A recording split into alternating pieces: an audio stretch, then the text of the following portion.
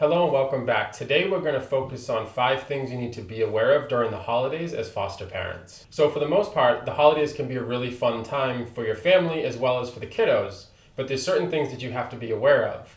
And I wanted to kind of break down those and provide my personal experience on a few of them. So the first thing to be aware of during the holidays is your children with strangers. Now, we know oftentimes these kids come to us for various trauma, and we don't fully understand what that trauma is or what it could possibly mean. And one example of that is obviously strangers around them. The best way to work with this is, take notice of your children, see how they are around certain people. If something seems uncomfortable, step in and politely explain to that adult why this is an issue. You don't have to go through the whole backstory of the child, but just explain so that, the child doesn't have an issue with it. And of course, the adult doesn't think that you're one, weird, and two, the child has some sort of a problem. So just explain it. And, most people, if not all people, are going to understand, okay, this is something that I wasn't aware of, but now I am. So I'm going to be polite and move on. Now, this next one rolls right into the first, and that's questions. So you have to be aware that people are going to ask questions of you as a foster parent as well as the children. Now, some people may go as far as to ask specifics on that child's case, and honestly, you can't speak about it, nor should you. And you just have to politely explain to them that that's not really appropriate and kind of just move the conversation along. Your family members especially are going to ask specifics in regards to you being a foster parent. And some of the more common questions that you'll be asked are going to fall along the lines of, what have you been doing? How do you like it? Are you going to be able to say goodbye? Have you had any interactions with the parents? How are they? Are they doing their job? Have you had any interactions with the parents? Are they doing their job? Are they going to get their kids back? And things along those lines. Now, again, if it's specifics on the case, you're not supposed to talk about it. You shouldn't. Respect the child. One important note here is that if the child is of speaking age, say really 5 or older, understands things, you want to be really careful of what you're speaking of, because you don't want a family member to speak ill of that child's parents at any time, but especially when you're there and there's a conversation occurring, because you may not be aware of what they're hearing. They could go back and talk to the parent, or they're also just going to internalize like, hey, wait a minute, my foster mom or dad doesn't like my parents. What's wrong with them? Because at the end of the day, we're here to help these children to reunify until the goal changes to adoption. So you want to obviously stay on a neutral ground and not speak ill of the parents really at all. But, we're human. We speak as, to our spouse and everything about certain occurrences. You just want to make sure that during the holidays, the children aren't within earshot. And even in your home, you want to make sure that the children aren't there. So the third thing is for some people, and what I mean by this is some agencies have an issue with photos being posted on social media. Now, for us in Massachusetts, we are not allowed to post pictures of the kids unless their faces are covered, and you're not able to identify who the children are. For us, this is really easy. The problem comes in when you have other people taking pictures of your children. So if you have toddlers, they want to pick them up. They want to take pictures. They want to take pictures of them eating their food, playing with their toys, doing all these sorts of things, and that's great, but unfortunately you don't know where those photos are going to go. And the last thing you want is a call from your social worker asking why, the child's photo is on Facebook.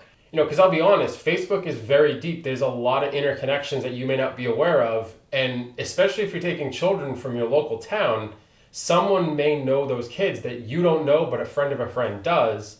And the last thing you want is the parents to find out, because it comes down to a complication as a whole, because are those children that are in care, are the foster parents following the rules? So before we get into number 4, I'm just going to quickly say that you probably hear the kids screaming in the background. It's the day after Thanksgiving, Black Friday for those in the US, and kids are home, there's no daycare, and they're downstairs playing.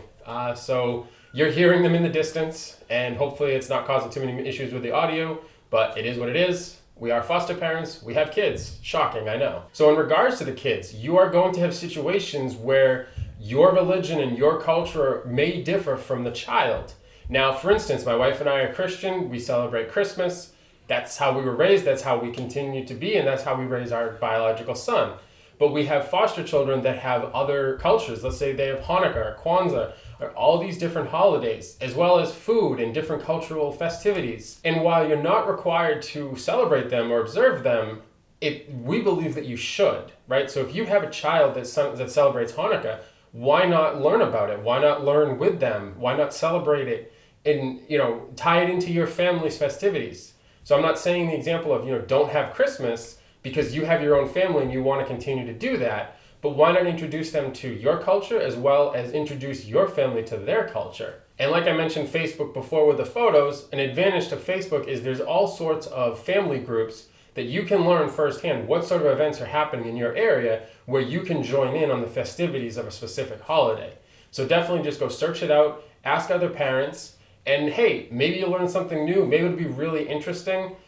This is going to be one of those things that, going back to the questions part, people are going to ask a bunch of questions if your family is 100% Christian and celebrates Christmas, and all of a sudden you're posting photos on Hanukkah or in regards to things with Hanukkah. Let's say you have a menorah in your photo. They're going to ask questions. Politely just explain what it is, and if they have an issue with it, obviously be cordial, but just tell them that it's not their place and move on.